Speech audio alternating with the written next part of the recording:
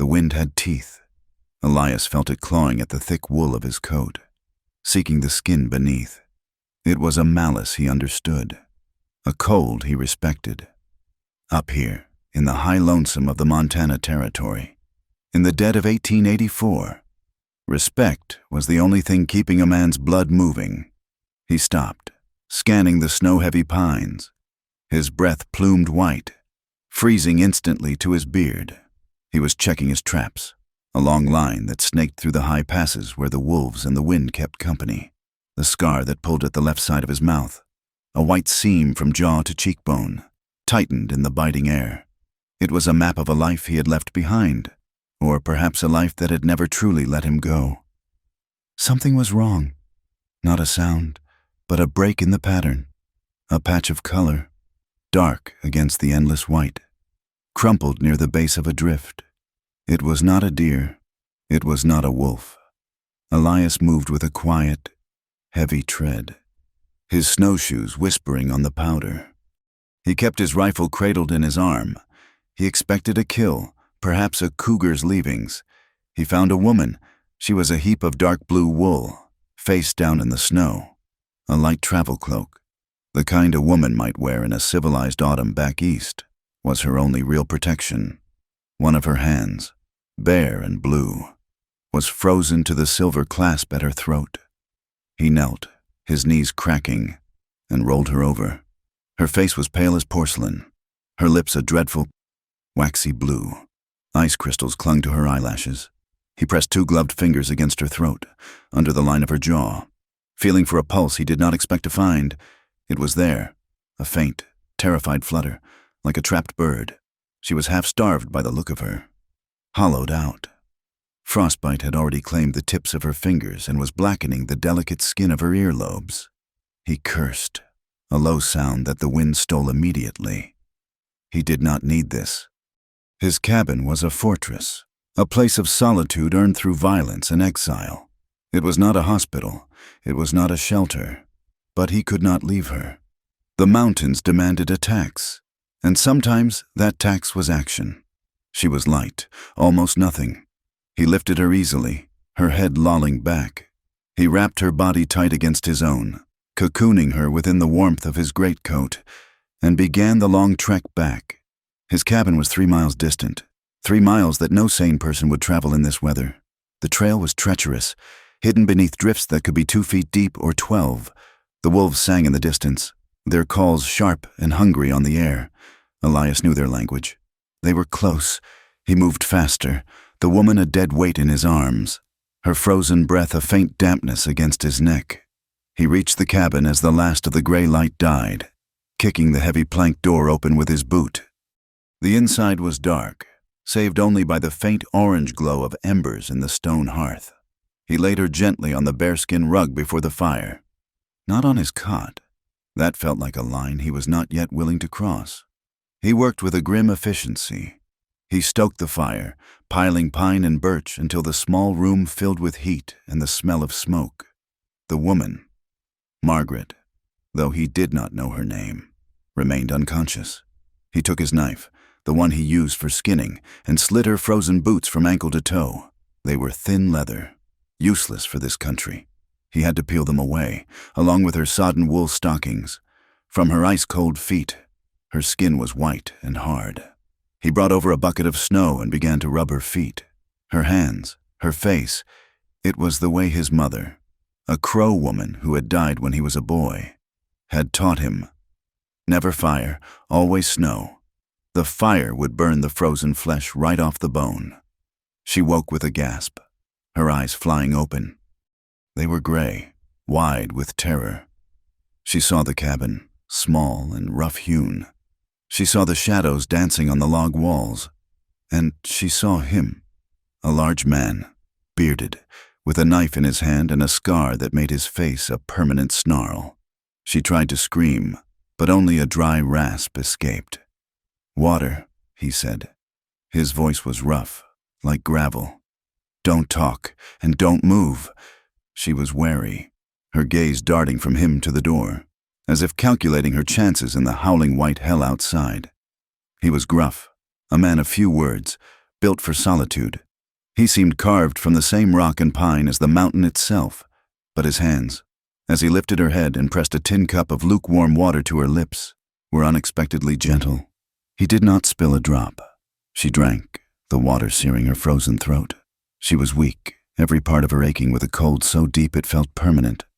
She was a proper woman, a schoolteacher from Boston, and she was in a rough cabin with a stranger who looked more wolf than man. "Where?" she whispered. "Nowhere you need to worry about," he said, turning back to the fire. "You were dying. You're not, for now. Sleep." He moved away from her, tending to his own things, giving her the dignity of distance. She watched him, her eyes heavy. He was solid, powerful, and utterly terrifying, and yet she was alive. She slipped back into the darkness, the sound of the growing blizzard a deafening roar outside the sturdy log walls. The blizzard raged for 5 days. The world vanished beyond the single frosted window of the cabin. The wind shrieked like a living thing, piling snow halfway up the door, then burying it completely. They were entombed. Elias moved with the quiet rhythm of his isolation. He tended the fire, cooked broth from a smoked rabbit, and cared for her. He used the knowledge his mother had given him. He steeped willow bark for the fever that came, a burning heat that followed the invasive cold. He made a poultice of yarrow and herbs he kept dried in bunches from the ceiling, applying it to her frost-bitten fingers and toes. Margaret drifted in and out of coherence. In her fever, she spoke of schedules, of shame, of a man named Alistair. Elias listened, saying nothing. He spooned the broth into her mouth, his large, calloused hand steady. It was an intimacy that felt strange and necessary, like setting a bone. On the 6th day, the wind stopped. The silence was as heavy and absolute as the snow that buried them. Margaret woke, her mind clear for the first time. The fever was gone. She was desperately weak, but she was alive. She was propped against a rolled-up pelt on his cot. He had moved her there at some point. He was sitting at a small, rough table, mending a leather strap with an awl. "You're awake," he noted. He did not look up. "Yes," she said. Her voice was thin. I must thank you, sir," he grunted. "Elias, Mr. Elias, just Elias." She nodded, accepting the correction. "Elias, I am Margaret Hale." He nodded. The silence stretched, filled only by the scrape of the awl against the leather. She felt the heavy weight of propriety, of her situation. She was in a man's cabin, unchaperoned, ruined. The thought was as cold as the frostbite. "I must explain," she said, her voice gaining a small, desperate strength. Elias stopped his work. He looked at her, his eyes dark and unreadable. She told him. The words came slowly at first, then in a rush, as if the dam of her composure had finally broken. She had come west from Boston, a promised teaching post in a new town, a respectable position. It was arranged by her fiancé, Mr. Alistair Finch. She had traveled for weeks, carrying her dowry and her hopes. She arrived at the stagecoach station. He was not there. She waited. 2 days. 3. The station master, a kind man at first, grew suspicious. The women in the settlement whispered. "He sent a wire," she said, her voice breaking. She looked at her hands, wrapped in clean linen strips Elias had torn from a flour sack. "He said he had reconsidered, that he had found another. He said I was not to follow." Elias watched her. He had seen men break, but this was different. This was a quiet, meticulous shattering. "I had no money to go back," she whispered. "The station master, he implied I could earn my keep. The women looked at me. They called me. They said I was damaged goods, left behind, unwanted." The shame burned in her cheeks, hotter than the fever had. "I could not bear it. I took my bag and I walked. I thought I would walk to the next town. I did not know. I did not know about the cold." Elias said nothing for a long time. He turned back to his strap, pulling the sinew tight with a sudden, violent jerk. "Finch is a fool," he said finally. "And the station master is a coward. You rest, Margaret. You're safe here, at least from them." She wept then, quiet, racking sobs into the linen bandages. He did not comfort her. He simply let her be, his steady presence a strange anchor in the wreckage of her life. 2 weeks passed. The snow remained. It was a prison wall, 20 feet deep in the drifts, sealing them off from the world. Margaret regained her strength. She was still weak, but she could move about the small cabin. She insisted on helping. She mended his shirts, her stitching small and precise. He watched her, fascinated by the way her delicate hands moved. She swept the hearth. She even, to his quiet amusement, tried to organize his stack of pelts. A rhythm established itself, a quiet dependency. He hunted, vanishing for hours and returning with a rabbit or a grouse. She cooked, making stews that filled the cabin with a warmth that went beyond the fire. Then, a sound, a heavy muffled pounding on the door. Elias was instantly on his feet, his rifle in his hand. No one came here, no one. The wolves did not knock. "Elias! Elias Thorne!" a voice bellowed from outside. Elias recognized it. Jedediah Hatcher, a man from the Valley Settlement, 30 miles south, a man who considered himself the keeper of the territory's morals, a self-righteous busybody who came up to check his own far-flung trap lines twice a winter. Elias looked at Margaret. Her face was white with panic. She knew, without being told, that this was danger. The very judgment she had fled was now standing on his doorstep. "Get back on the cot," Elias hissed. "Pull the blanket up. Do not speak." He unbarred the door. It was wedged tight with snow. He pushed it open just enough to see Hatcher, a short, barrel-chested man wrapped in furs, his face red from the exertion of his snowshoes. "Hatcher," Elias said. His voice was flat, unwelcoming. "Thorne," Hatcher said, panting. He tried to peer past Elias into the cabin's warmth. "Saw your smoke. Figured I'd check. Storm was fierce." "It was." Hatcher was not to be deterred. He pushed his way past Elias's arm, stamping snow onto the floorboards. "A man needs company. After a time like—" He stopped. He saw her. Margaret was sitting on the cot. The fur pulled up to her chin, her gray eyes wide, her dark hair, unbound, fell over her shoulders. Hatcher's eyes widened, then narrowed into slits of righteous suspicion. "Thorne, what is this? Who is this woman?" The air in the cabin was thick with accusation. Margaret shrank, the label damaged goods echoing in her mind. She was a harlot in a trapper's cabin. Elias moved. He did not raise his rifle, but he stepped between Hatcher and the cot. He thought of the station master. He thought of the whispers. He thought of the raw, broken look on Margaret's face when she told her story. He had known exile. He would not let her be shamed again. He spoke, his voice low and dangerous. "This is my wife, Hatcher." The lie was sudden, absolute. It landed in the small cabin with the weight of a stone. Margaret gasped. Hatcher was stunned. Your wife? Since when? I heard nothing. You don't leave this mountain." "Met her in Bozeman this fall," Elias said, his voice smooth, the lie building on itself. "We were married by a traveling preacher. Came back before the snows. The storm trapped us. We're grateful for it." Hatcher looked from Elias, scarred and grim, to Margaret, pale and refined. It made no sense, but Elias was not a man to be questioned lightly. The violence in his past was well known, even if the details were whispered. "Well," Hatcher stammered. I see. My apologies, ma'am." He nodded curtly at Margaret. "Just checking. Elias, that's all. I'll be on my way. Town will be glad to know you're settled." He backed out of the cabin, pulling the door shut behind him. The sound of his snowshoes crunching away faded quickly. The silence that remained was deafening. Margaret stared at Elias. He was still standing by the door, his back to her. "You lied," she whispered. She was shocked, her mind reeling. "Aye," he said, turning. His face was hard. "I did, but my reputation, your reputation," he interrupted, his voice cutting. Hatcher would have gone back to that settlement. He would have told them I had a woman up here, a woman who wasn't my wife. They'd call you a whore. They'd come up here in the spring, the preacher first, then the rest. They'd run you out of the territory. Or worse. He walked to the fire, picking up the poker. This way. You're Mrs. Thorne.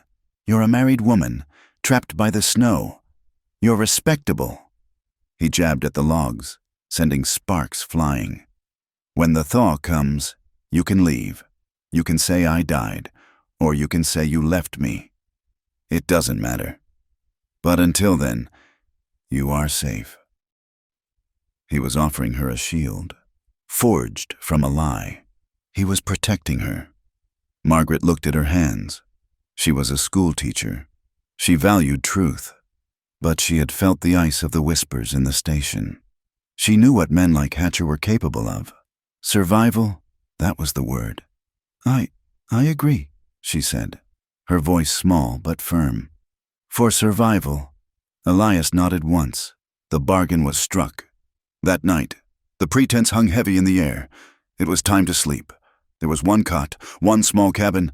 They were to the world, man and wife. Margaret sat on the edge of the cot, her hands twisting in her lap. She was afraid, not of the cold, not anymore. She was afraid of him, and of what this lie demanded. Elias watched her. He saw her fear. He saw her brace herself, as if expecting a blow, or an advance.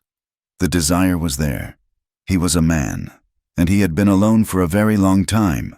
She was beautiful, even pale and thin, like a starved deer. He wanted to touch her hair. He wanted to feel her warmth. But he also remembered the look in her eyes when she spoke of Alistair Finch, the look of something broken. He said nothing. He walked to the corner where his extra pelts were stacked. He grabbed the thickest bearskin and a wool blanket. He laid them out on the floorboards by the hearth. As far from the cot as he could get, it was the coldest spot in the cabin, prone to the drafts that snaked under the door. He kicked off his boots and lay down, turning his back to her, facing the dying fire. Margaret watched him. He had not spoken. He had not demanded. He had lied to a dangerous man to protect her. And now, he slept on the hard, cold floor to respect her. A strange, unfamiliar warmth bloomed in her chest. It had nothing to do with the fire. It was a fragile, aching gratitude. The snow deepened outside, burying them further from the world. But inside the candle-lit silence of the mountain cabin, something new and fragile was forming. A quiet, unspoken trust. January bled into February. The snow did not stop. It piled in great sculpted drifts that buried the cabin windows, plunging the small room into a perpetual twilight. The world became the space between the four log walls, the smell of wood smoke, drying herbs, and the faint, clean scent of lye soap. Weeks passed, marked only by the dwindling stack of firewood and the slow, steady rhythm of survival. Margaret, no longer a guest, became a partner in their isolation. Her strength returned in small measures. First, she took over the cooking, turning Elias's stock of dried beans and smoked venison into meals that were more than just fuel.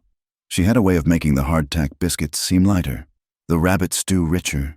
She sewed, her hands, still tender from the frostbite, the nails dark, found comfort in the needle. She mended the tears in Elias's wool shirts with stitches so fine they were almost invisible. He would watch her, his large hands still, as she worked by the firelight, her head bent, her dark hair catching the glow. She seemed a creature of impossible delicacy.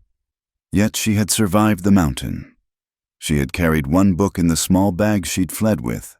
It was a worn volume of Mr. Shakespeare's plays. At night, to fill the crushing silence, she began to read aloud. Her voice, soft and educated, filled the cabin, weaving tales of kings and fools, of star-crossed lovers and bitter revenge. Elias, who had only known the rough talk of trappers and ranch hands, listened. He sat across the hearth, sharpening his knife or oiling his rifle, but his focus was entirely on the music of her words. He had a ledger, a thick book bound in calfskin, where he kept his accounts, traps, pelts, cost of powder, measures of flour. His handwriting was rough, a nearly illegible scrawl. One evening, he was struggling with it. his brow furrowed, a carpenter's pencil held awkwardly in his large fist. "You are spelling ammunition with one she said quietly from the cot. He stopped, looking up. He felt a flush of heat rise in his neck. He was a man who could track a wolf for 2 days, a man who could build a cabin with his own hands, but he could not spell. "It does the job," he grumbled, defensive. She rose, moving to the small table. "May I?" He slid the book toward her, his gesture stiff. She did not mock him. She did not act the superior schoolteacher. She simply took the pencil and, in a clear, perfect script beneath his own, wrote the word correctly. "Tombs," she said softly. "It comes from the French." He grunted, but he watched as her hand moved. From then on, a new part of their ritual began. He would write in his ledger, and she would sit beside him, correcting his spelling, showing him how to shape the letters. It was a small act, but it was a profound one. It was care. They fell into the pretense of their marriage.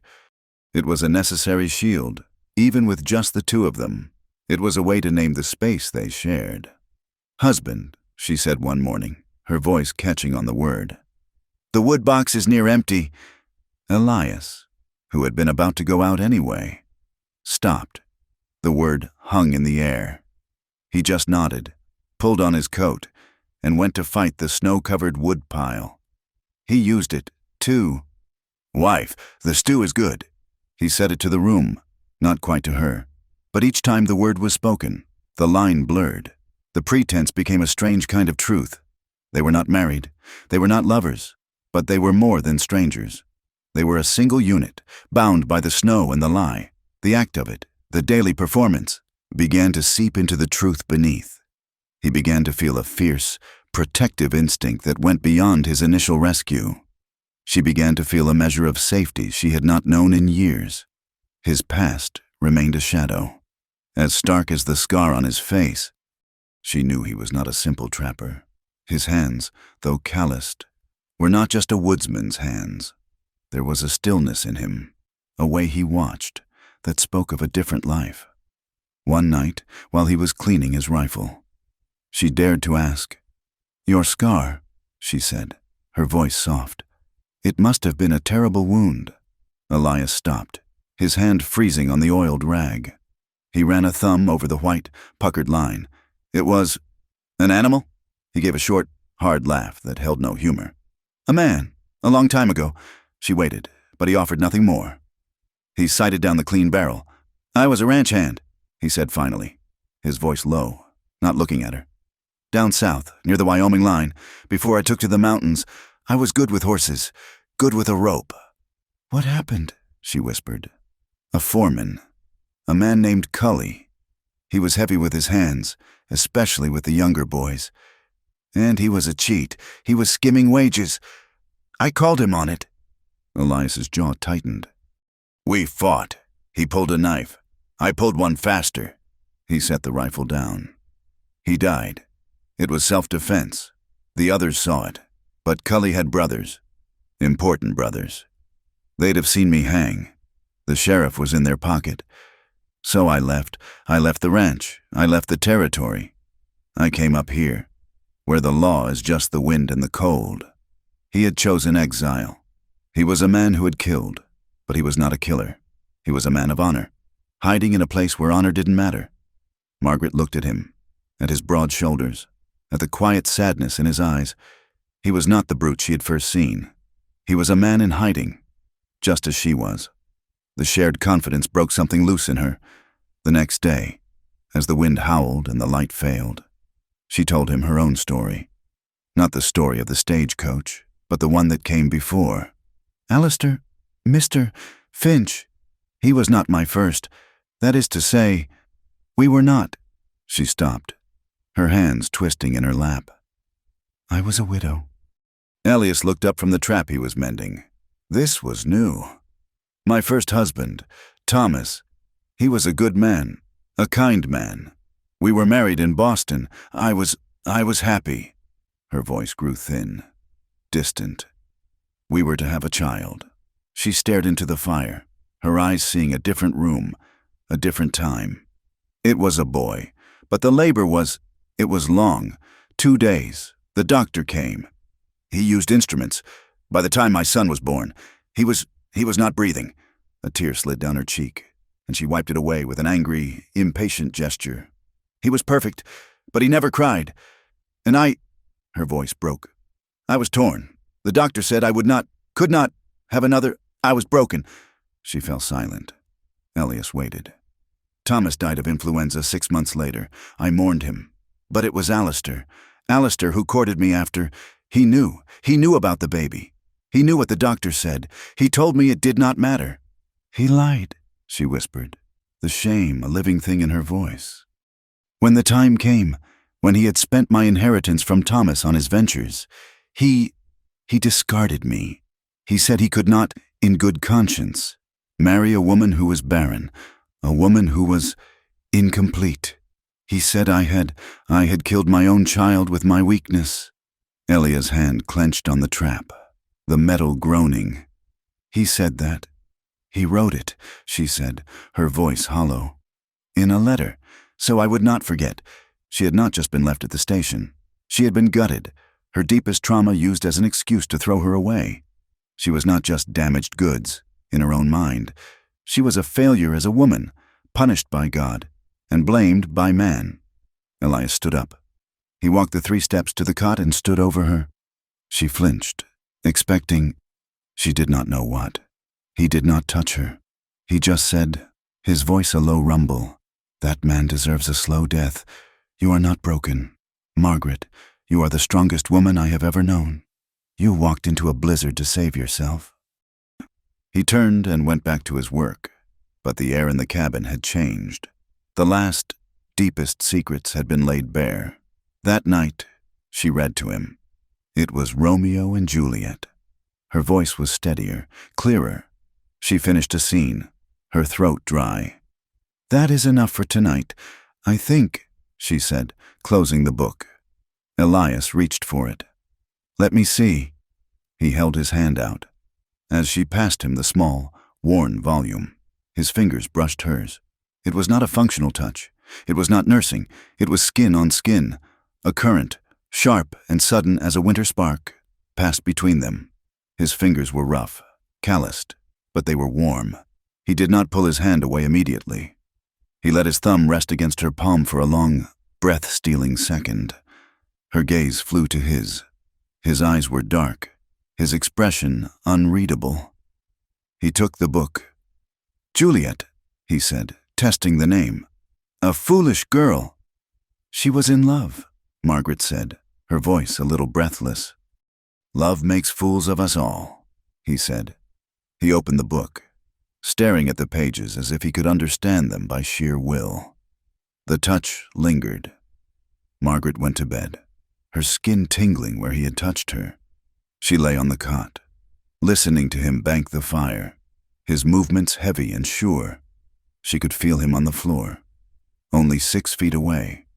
She was acutely aware of him, of his body, of his breathing. 3 nights later, the wind returned with a vengeance. It was a new storm, a howling monster that clawed at the cabin. It found every crack. Sometime after midnight, a gust hit the chimney with such force that it blew smoke and soot back down into the room. The fire sputtered, choked, and died. In the same instant, the wind caught the oil lamp on the table, sending it crashing to the floor. The cabin was plunged into absolute, suffocating darkness. Margaret woke instantly, her heart pounding. Elias? No light, no fire, only the screaming of the wind and the impenetrable black. She panicked. It was the stage station. It was the station master's eyes. It was the darkness of the birthing room. It was the cold of the snow. She was alone. She was dying. Elias, she screamed, scrambling from the cot, tangling in the blankets. I'm here. His voice was suddenly right beside her. Strong arms, smelling of pine smoke and wool, grabbed her. He did not grab her. He held her, pulling her against a chest as solid as an oak tree. I cannot see, she sobbed, clutching at his shirt. It is dark. Shh, I am here. It's just the storm. The lamp fell. You are safe. He held her tight as she trembled, his large hand stroking her hair, a gesture of pure, uncomplicated comfort.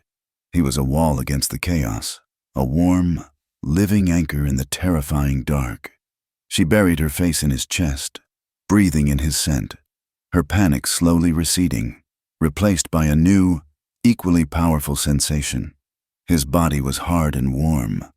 She could feel the steady beat of his heart beneath her ear. She was pressed against him from knee to shoulder. His hand slowed on her hair. He was holding her differently now.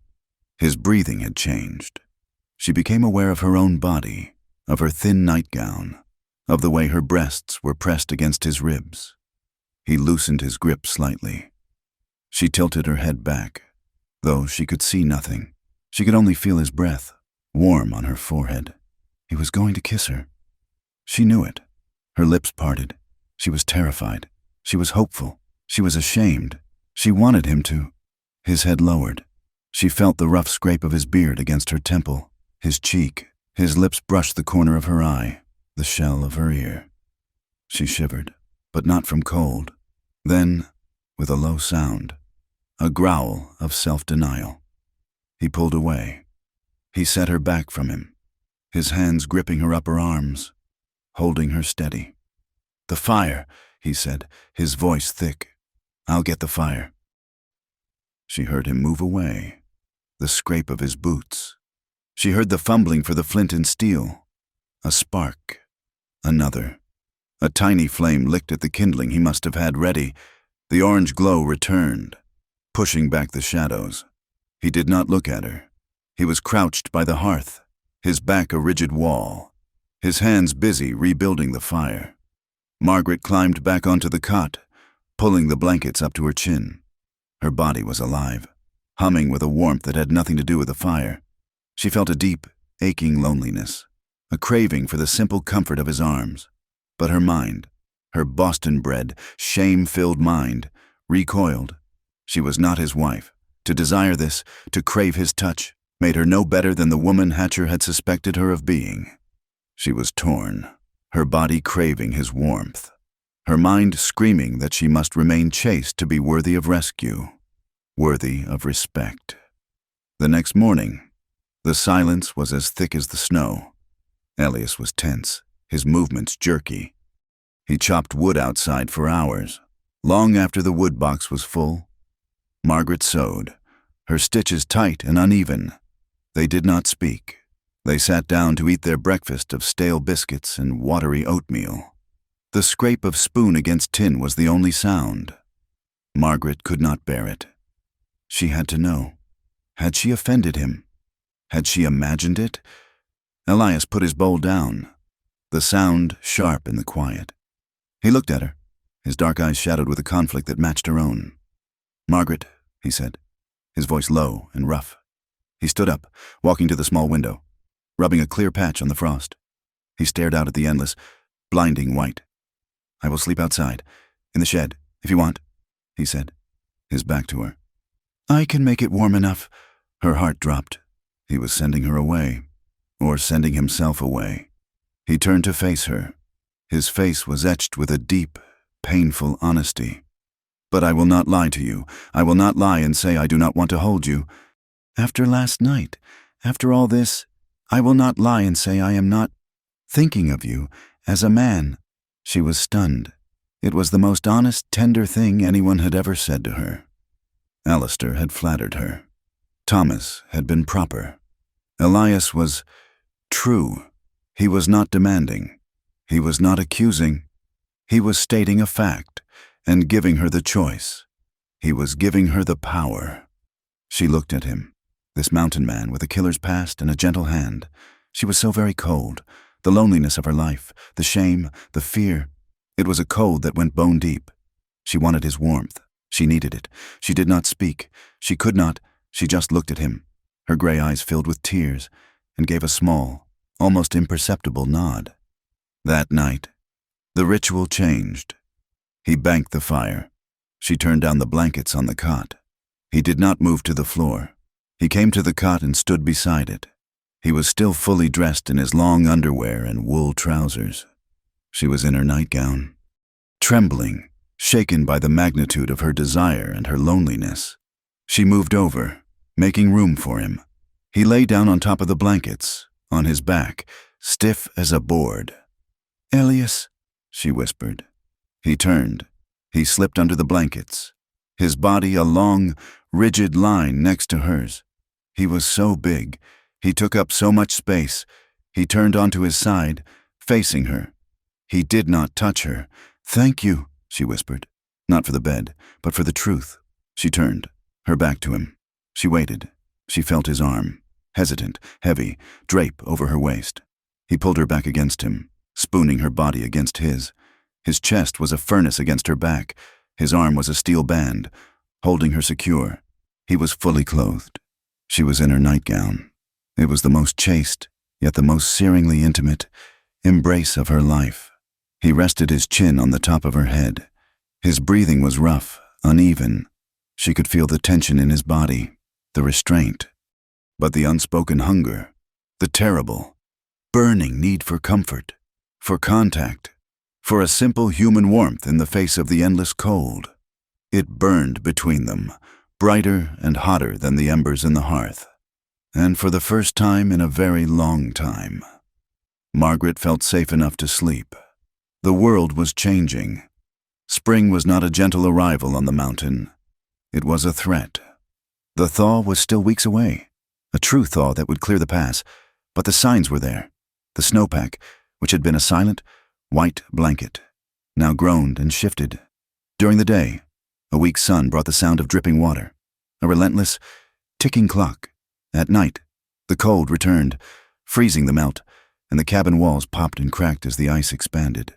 The world outside was unstable, dangerous, and inside the cabin, it was the same. They still slept in the cot together, bodies pressed close for warmth. But the chaste barrier of their clothing was no longer a comfort. It was a tension, a question. The space between them, once measured in feet on opposite sides of the cabin, was now measured in the inches of wool and cotton that separated their skin. Elias was restless. He could feel the change in the air, the coming melt that would end their isolation. It made his temper short. The cabin, once a fortress, felt like a cage. Margaret, however, had found a strange peace. For the first time since she had left Boston, she felt safe. The terror of her ordeal had receded, replaced by the steady, quiet presence of the man beside her. He had not demanded. He had not judged. He had simply stayed. He had protected her with a lie, and then honored her with the cold floor, and then, finally, shared his warmth without expectation. She began to see the man, not the mountain. She saw the way his eyes tracked the flight of a snow bunting outside the window, a flicker of softness in his hard gaze. She saw the care he took in mending a snowshoe, his large, rough hands surprisingly precise. He was a man of deep, buried currents. One night, the wind had died, and the silence of the cabin was absolute, broken only by the hiss of the fire. Elias was staring into the flames, his back to her, a rigid line of muscle. He seemed to be miles away. "Elias?" she asked, her voice quiet. He grunted, not turning. She had been mending one of her own stockings, but her hands were still. "What will you do when the snows melt?" He shrugged, a heavy movement. "Check my long traps. Take the pelts to town. Buy powder, flour, shot. Come back." It was the rhythm of his life. A circle. "Is that all?" she pressed. He turned his head, his scarred cheek illuminated by the fire. "It's enough." "Is it?" Margaret put her sewing aside. She stood up and walked to the hearth, not to stand beside him, but to face him. She was no longer the frightened, weak woman he had carried from the snow. She was, in this small room, his equal. "You told me about the man you killed," she said. "You told me why you came here, but you have never told me what you dreamed of. Before that." He looked away, his jaw tight. "Dreams are for children and fools." "No," she said, her voice gentle but firm. "They are for men who want more than just survival." "What did you want, Elias?" "Before you came to this mountain." He was silent for a long time. The fire spat. He picked up the iron poker, jamming it into the logs, shifting them needlessly. He was fighting the question. He was fighting the memory. "A place," he said finally, his voice a low rasp. "Not unlike this one, but better built, down in the valley, maybe by a creek." He stared into the flames. Seeing it, I was good with wood. I imagined building a cabin, one with 2 rooms, maybe a porch, glass in the windows, not oiled paper. He stopped. "Go on," she whispered, aching for him. "I was courting a girl back then. Before Cully." He said it as if admitting a weakness. "Her name was Rose. She was the blacksmith's daughter. I imagined building that cabin for her. I imagined she'd have a garden. I imagined—" His voice cracked. "Just once. A child, a boy, someone to teach how to build, how to ride, someone who'd have my name." He slammed the poker back into its stand, the iron ringing. "It was foolishness," he said, his voice hard again, the vulnerability gone.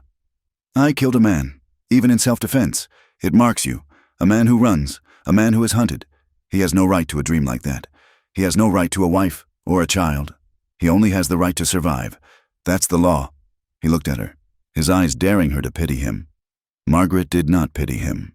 Her heart was breaking, not for the dream he had lost, but for the decent man who believed he no longer deserved one. She stepped closer. He was so large, a wall of restrained power and old pain. She felt no fear. She raised her hand, her fingers trembling slightly, and laid her palm against his scarred cheek. He flinched, his whole body going rigid, but he did not pull away. His skin was rough, weathered, and warm. "You are not that man, Elias," she whispered. He closed his eyes, a tremor running through him. You are more decent than any man who has ever courted me," she said, the truth of it landing with all the force of a revelation. "Alistair offered me position, and then called me broken. My first husband. He was kind, but he was weak. You have asked for nothing. You have protected me when I was a stranger. You have honored me when I was your prisoner. You are a good man." He opened his eyes. They were dark, shining with an emotion she could not name. He was not just a survivor. He was a man starving. He did not move. He waited. She rose on her toes, her hand still cupping his face, and she pressed her lips to his. It was not a chaste kiss. It was not the kiss she had nearly shared with him in the dark. That had been about comfort. This was about truth. His lips were firm, chapped, tasting of smoke in the cold mountain air. He was still frozen, as if he did not know what to do. She pulled back, her own heart hammering. He let out a breath he seemed to have been holding since the day she'd met him. He did not grab her. He did not pull her close. He simply rested his forehead against hers, his eyes closed. "Margaret," he whispered. It was a prayer. It was a curse. That single touch, that one kiss, had broken the dam. The tension that had simmered between them for weeks, the pretense and the proximity, it all boiled over. The rest of the evening passed in a charged, unbearable silence. They ate. He banked the fire. She turned down the cot. The ritual was the same, but the world had tilted. He lay down beside her, on his back, his arms crossed over his chest. A rigid soldier. She lay beside him, her back to him, her body thrumming with a terrible, aching need. It was not just his body she wanted. It was his warmth. It was his solidity. It was the safety she felt when he held her. She was so tired of being cold. She was so tired of being alone and ashamed. He thought he was ruined. She knew she was. Perhaps 2 ruined things could make a whole. The cabin was dark. The fire was a low red glow. His breathing was too steady. He was not asleep. She turned. He was a shadow beside her, but she could feel his heat. She reached out one trembling hand. She did not touch his chest or his arm. She laid her hand flat on his, the one resting on his ribs. His fingers clenched, trapping hers. "Please," she whispered, her voice shaking, not with fear, but with a desperate, terrifying honesty. Don't be good. Not tonight." He turned his head on the pillow. She could just make out the line of his jaw. "Margaret, you don't know what you are asking." His voice was a strained groan. I am not a gentleman." "I do not want a gentleman," she said, her voice gaining strength. "I want you." She took his hand, the one that held hers, and she pulled it. She guided it.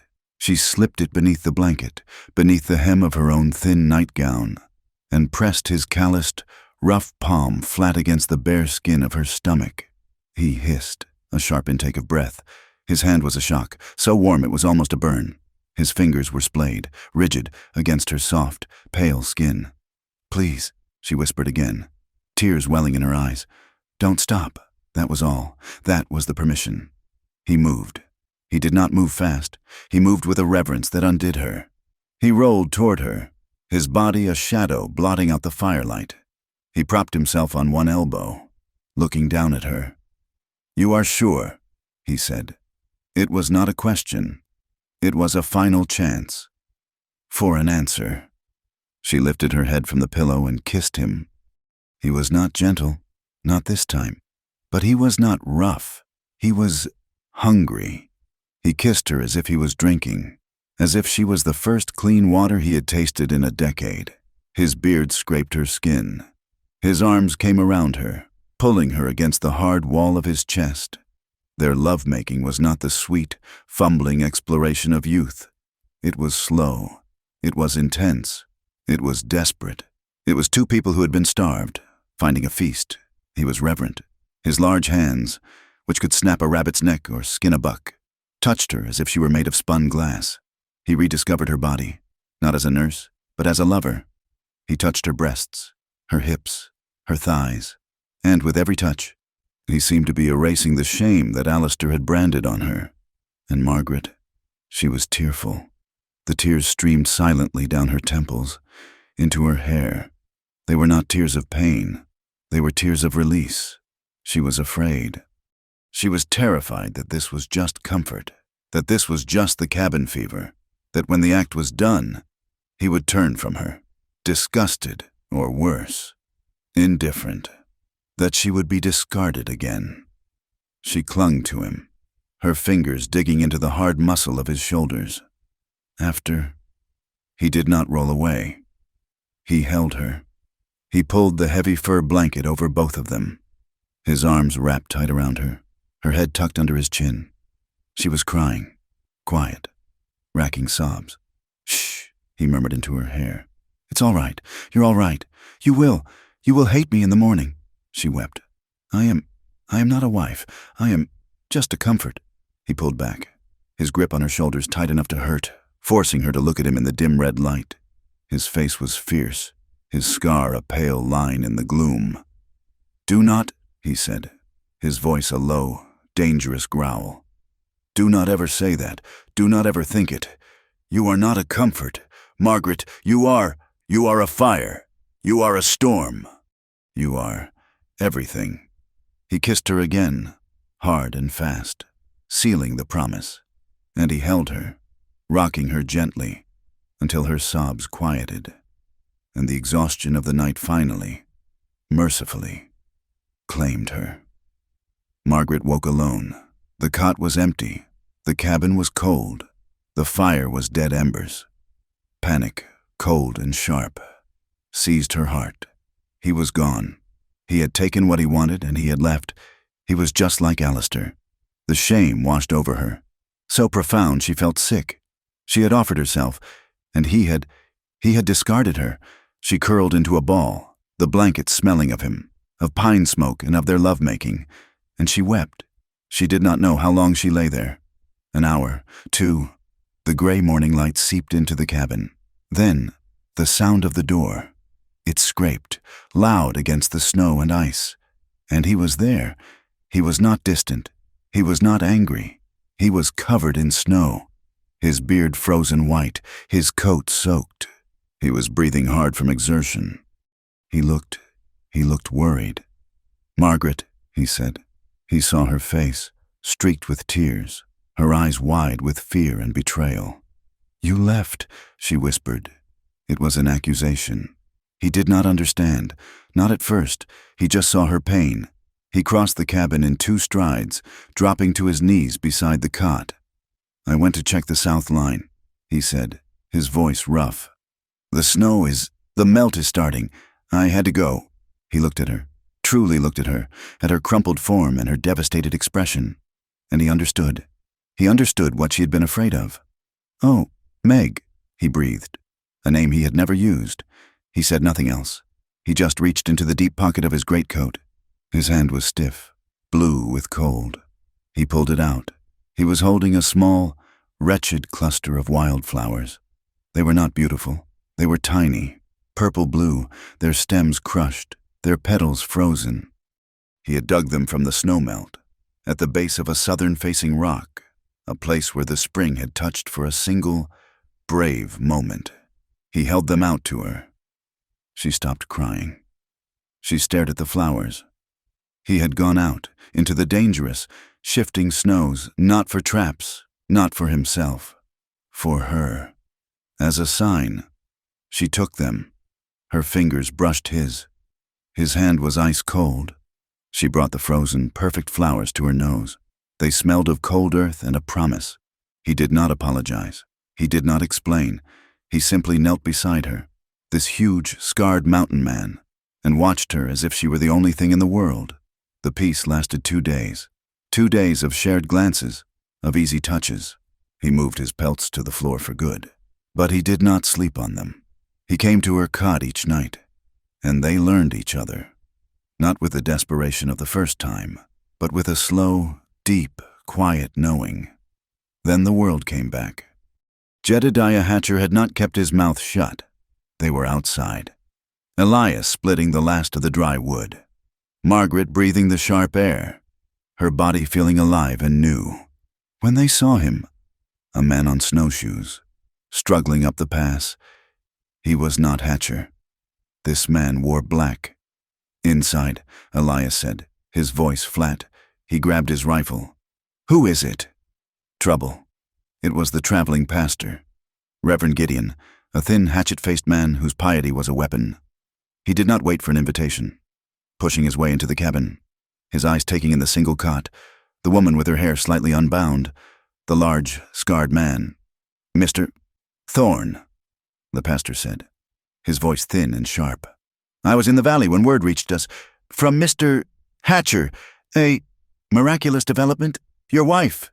He said the word wife as if it were a piece of rotten meat.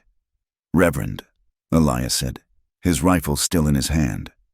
"It is a wonder," Gideon continued, his eyes scanning, judging, "that you found a wife in such secrecy, and that she has endured this trial, Mr. Hatcher was concerned. He noted no ring. Mr. Thorne. He noted no sign of a holy union. "We were married on the trail," Elias said, the lie coming easier this time. "A preacher passing through. Her ring," he glanced at Margaret's hand, "was lost in the snow when I found her." Reverend Gideon smiled, a cold, thin expression. "How convenient. You understand, as a man of God, I must ensure all is proper. There are laws, both God's and man's. A woman living in sin. It brings a rot to the whole territory." "She is my wife," Elias said, and his hand tightened on the rifle. "Then you will not mind, I'm sure, reaffirming your vows before me." Gideon said, "And showing me the marriage certificate?" "A formality, of course." The trap was sprung. Margaret spoke, her voice clear and strong, surprising both men. "Reverend, my husband and I wed privately. We do not need to prove our union to you, or to Mr. Hatcher. We have survived a winter that would have killed a lesser faith. Now, if you will excuse us, you are tracking snow on my floor." Gideon was stunned into silence. He looked at this pale, refined woman, speaking with such authority. He saw her composure. He saw the way Elias looked at her. "I see," the pastor said, his eyes narrowing. "I see how it is." He backed out of the cabin. "The Lord sees, Mrs. Thorne, and the town will hear of this. They will hear of this defiance." He was gone. Elias barred the door. He turned to Margaret. He was not angry. He was proud. He touched her cheek. "You are afire, Margaret!" But the fear was back. The outside world was not just a rumor. It was a man in black, threatening them with law and God. "He will tell them," Margaret said, her voice trembling now that the danger had passed. "He will tell them I am a harlot. They will come." "Let them come," Elias said. "No," she said, grabbing his arm. "Elias, we lied. What if we told the truth?" "The truth? No," she corrected, thinking fast. "What if we made the lie the truth? What if we truly marry?" Elias looked at her, stunned. "Marry me?" To protect us," she stammered. "To stop the rumors. If we marry, truly, before the Reverend." "What can they say?" He was silent. He was looking at her, a strange, sad light in his eyes, and she panicked. She saw the look.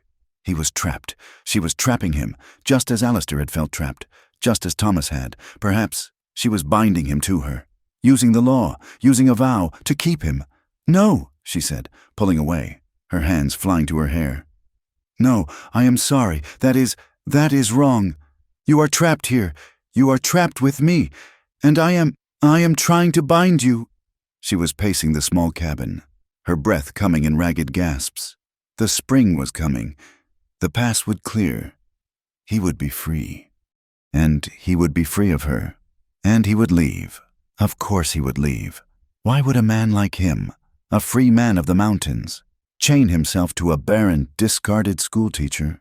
"Margaret," he said, his voice low. "No, I see it," she cried, her fear making her cruel. "You will leave. You will take your pelts and you will not come back. You will leave me, just like he did." The tension snapped. It was not desire, it was fear. Elias grabbed her, his hands on her shoulders, and he shook her, once, hard. "Stop! I am not him! I am not Alistair! Alistair!" she sobbed. "I am not him," he said again, his voice softer, but no less firm. He let her go. He stepped back, giving her space. He looked tired. He looked older than the mountain. "You are right," he said, his voice flat. "The pass will open. You will be free. You do not have to stay here.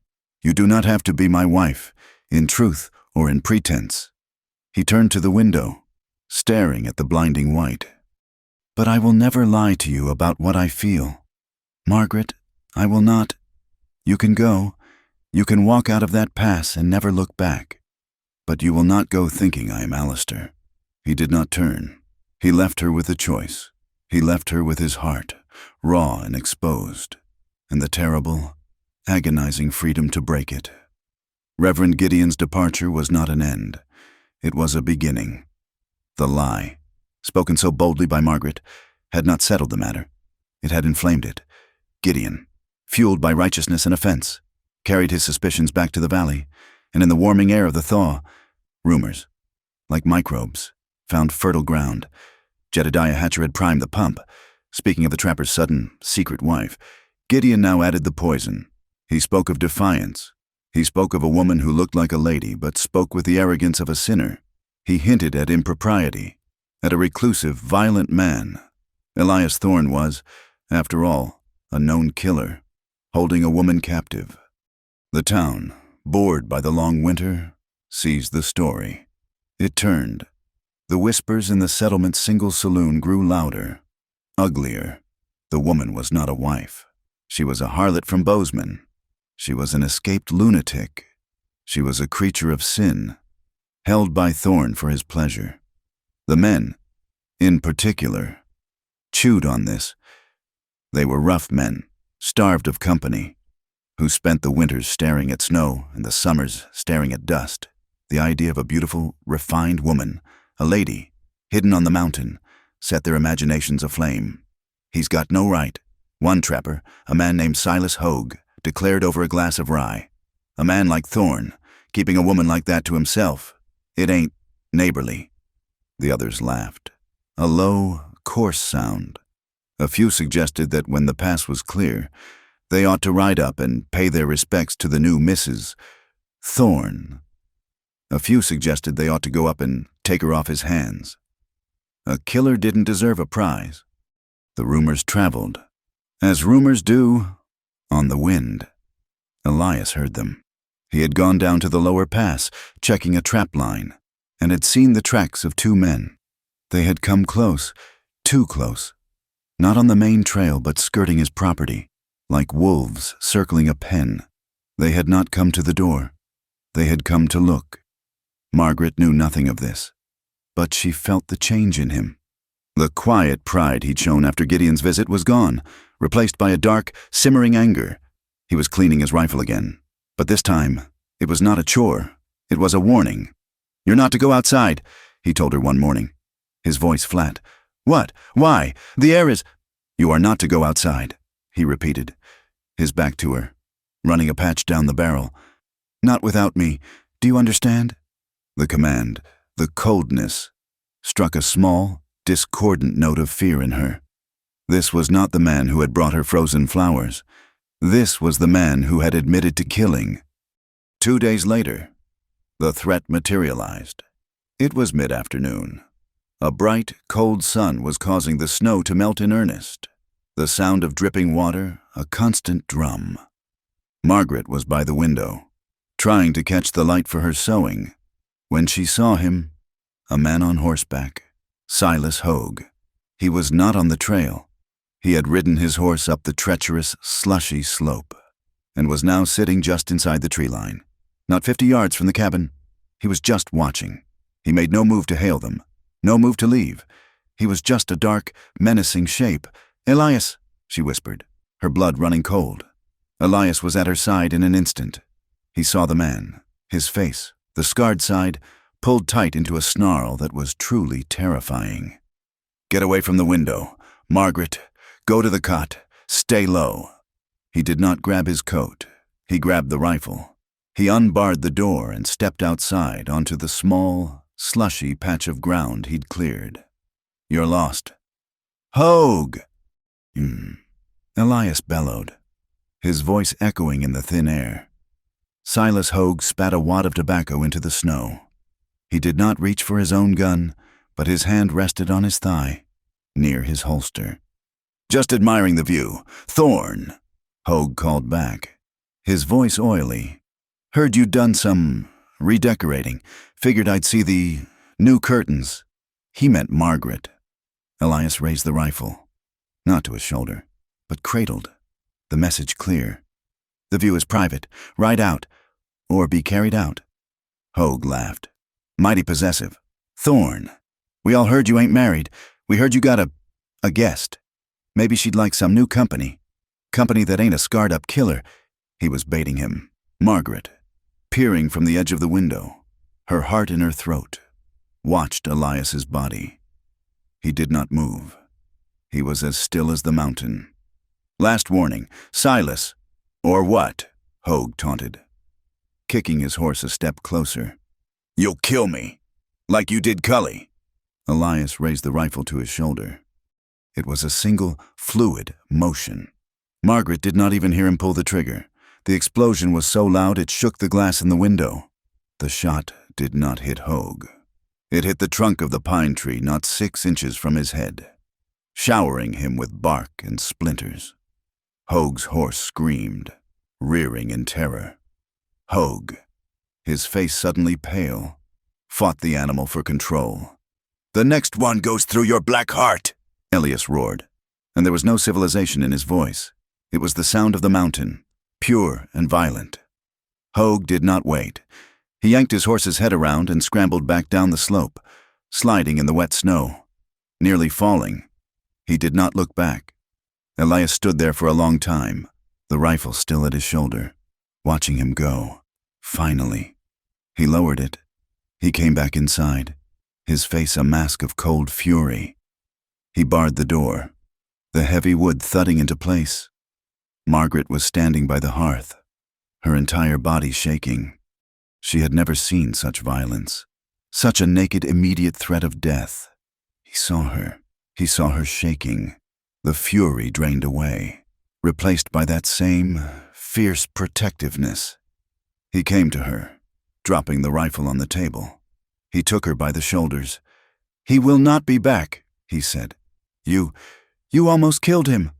"He is alive," Elias said, as if that settled it. He looked at her, his eyes burning with an intensity that frightened her more than the gunshot. "Margaret," he said, his voice low, almost a vow. "Listen to me. No one will ever shame you again. Not Hatcher, not Gideon, not that filth. I will kill before I let them shame you again." He meant it, every word. He would build a wall of bodies around her to keep her safe, to keep her clean. He pulled her into his arms, crushing her against his chest. He held her, his heart hammering against her. But Margaret was frozen. The fear was back. It was a cold, flooding terror that had nothing to do with Silas Hogue. "It was Elias. It was his promise. I will kill. He was a good man. He was a tender man. But he was also a violent man. He had killed, and he was willing to kill again. For her, he had trapped her, not with malice, but with his protection. He had built a cage for her, not of logs, but of his own violent certainty. She felt the old shame, the old panic. She was doing it again. She was ruining a man. His dream of a cabin, a wife, a child. She was twisting it into this. She was the rot. She was the one who brought the judgment of preachers and the lust of men like Hogue. She was the one who had turned this quiet, exiled man back into a killer. Alistair had controlled her with words, with shame. Elias, in his own way, was controlling her with his rifle, with his promise of blood. She was not a person. She was a thing to be protected, a piece of property, a Mrs. Thorne that he would defend. Whether she was real or not, she could not breathe. She pulled away from him, a small, desperate sound in her throat. I am tired," she whispered. "I need to rest." He let her go, his eyes clouded with confusion. "Meg, please, just let me rest." She went to the cot. She lay down, facing the wall. She lay there, rigid, as he moved about the cabin, as he banked the fire, as the twilight deepened. That night, when he came to the cot, she pretended to be asleep. He lay beside her, his body a stiff line of tension, his warmth a thing that now felt like a brand. He did not touch her. He knew, just as she knew, that something had broken. She waited. She waited until his breathing deepened, until she was sure he was asleep. It was hours. The moon, a sliver, cast a weak blue light through the frosted window. She slipped from the bed. She was done. She could not be his ruin. She could not be the thing that made him kill again. She could not be trapped, even by love, even by a fierce protection.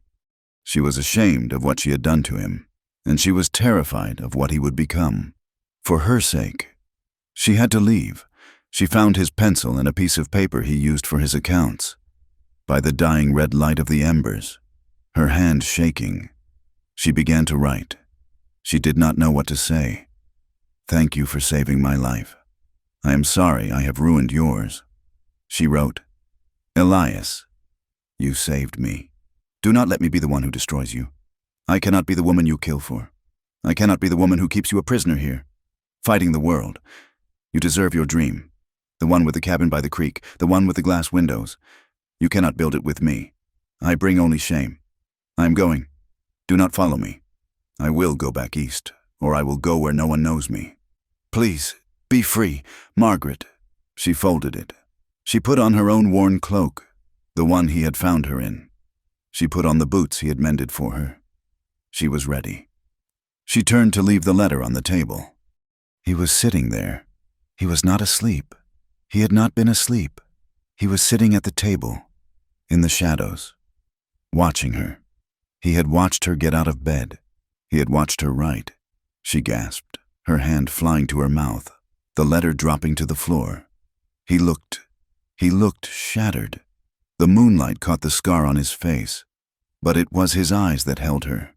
They were filled with a bottomless, silent ocean of pain. He was not angry. He was crushed. "You're leaving," he said. It was not a question. "Elias," she whispered, her whole body trembling. I cannot." "You are afraid," he said, his voice rough. "Of me? No," she cried, the lie sharp. "Yes, not of you, of this, of what I am doing to you. You threatened to kill that man." "And I would have," he said, his voice flat. "That is what I mean," she said, tears starting to stream down her face. "I am the woman who was discarded, the woman who was shamed, and I brought it here. I brought it to your home.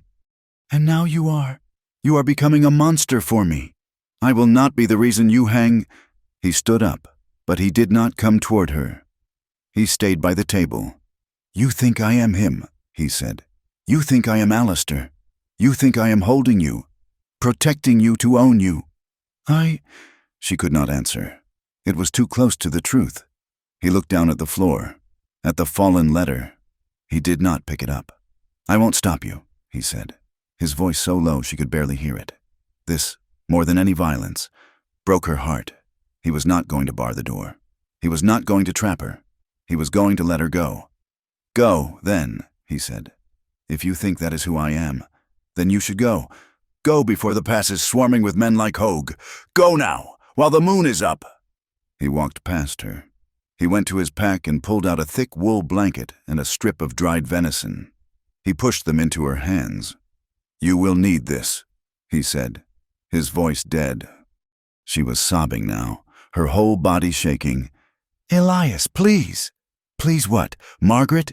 he asked, his back to her. "Please lock you in. Please prove you right." He turned. His face was streaked with tears. She had never seen him cry. It was a terrible, silent grief, the tears tracking paths through the stubble on his cheeks.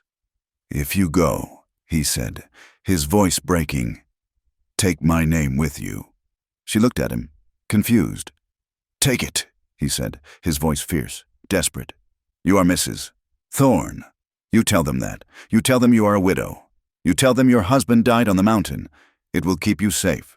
It will give you a story."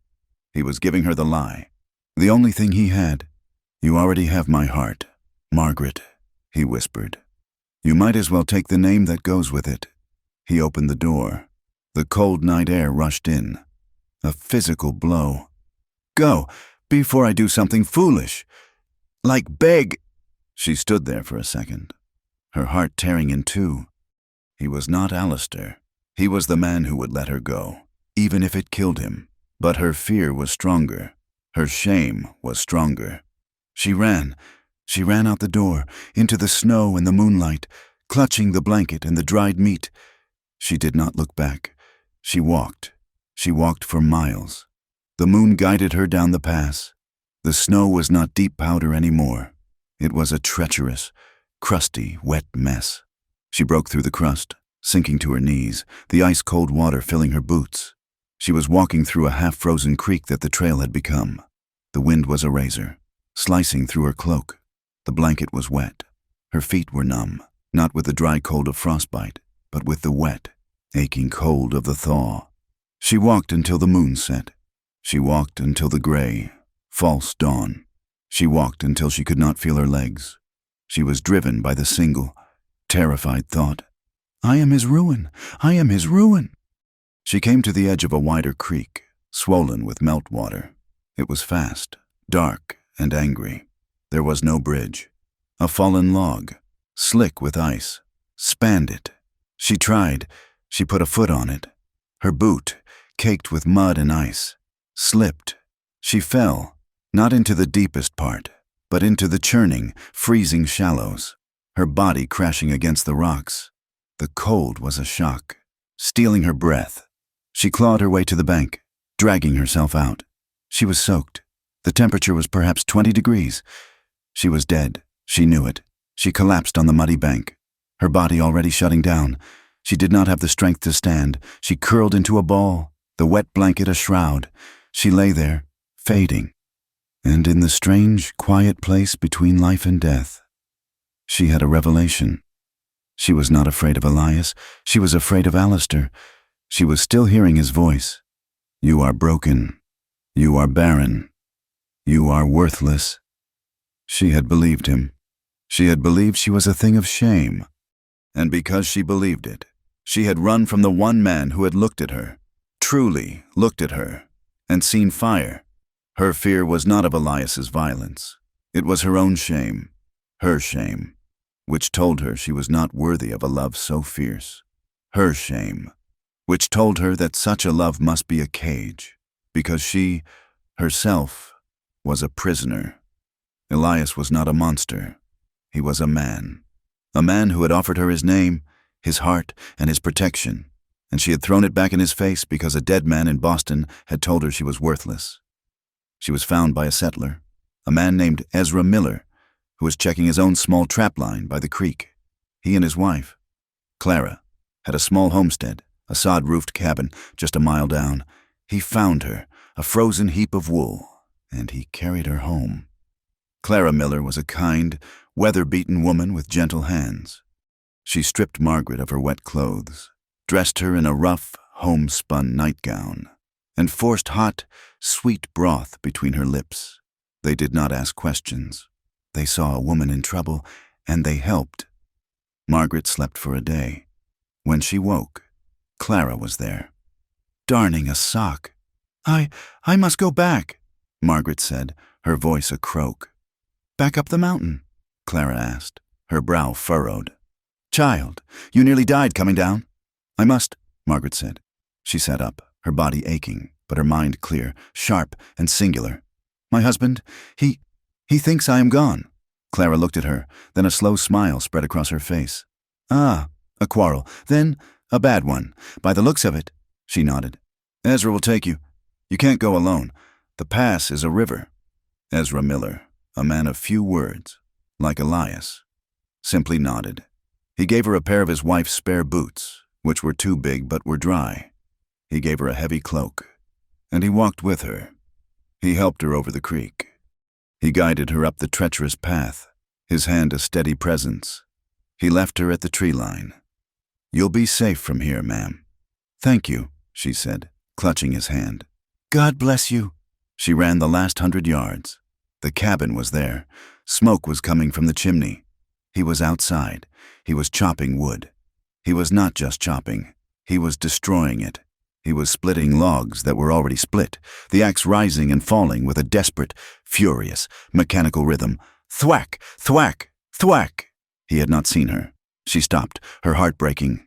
He was in his shirt sleeves, in the freezing air, sweat and snow on his brow.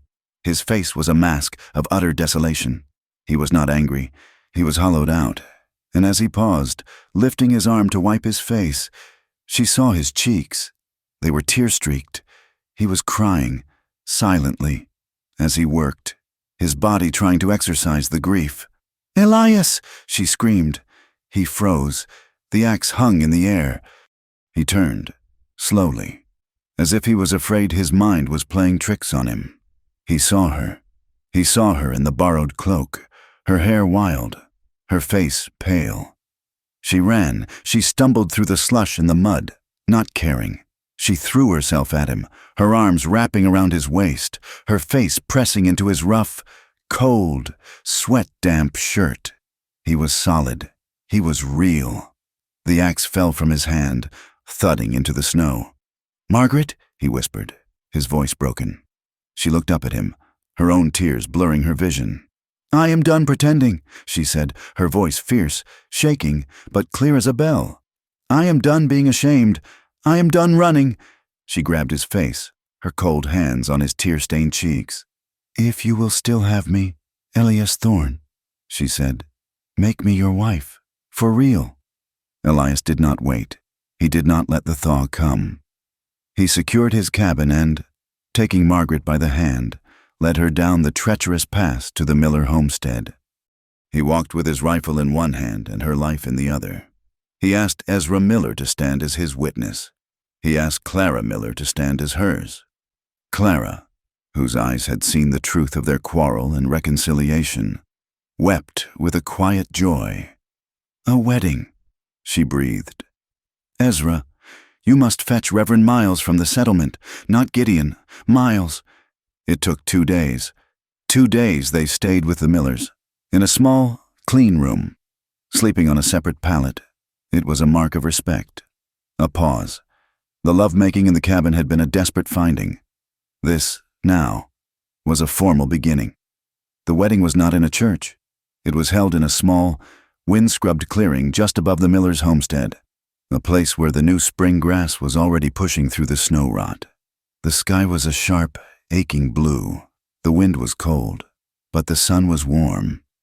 Reverend Miles was an old man with a kind, watery gaze, who understood the laws of God but also the laws of survival. He saw the way the mountain man looked at the schoolteacher, and he asked no questions beyond the necessary ones. Ezra Miller stood beside Elias, his own Sunday coat tight across his shoulders. Clara stood beside Margaret, her arm linked through hers, a silent, maternal support. Margaret wore a simple blue dress Clara had lent her, but over it, she wore the white shawl Elias had found in his mother's old trunk. It was fine wool, yellowed with age, but clean. And for the past 2 days, Elias had sat by the miller's fire, not talking, but carving. He had carved 4 small buttons from a piece of deer antler, polishing them smooth, and he had sewn them onto the shawl himself, his large, rough fingers surprisingly deft. It was her something new, and her something old. "Do you, Elias Thorne, take this woman, Margaret Hale, to be your lawfully wedded wife?" Reverend Miles asked, his voice thin in the vast, open air. Elias looked at Margaret. He did not see the Reverend. He did not see the Millers. He saw the woman who had run from him, and who had, by some miracle, run back. His voice was a low rumble, a vow that shook the air. "I do. And do you, Margaret Hale, take this man, Elias Thorne, to be your lawfully wedded husband, to have and to hold, in sickness and in health, for richer or for poorer, till death do you part."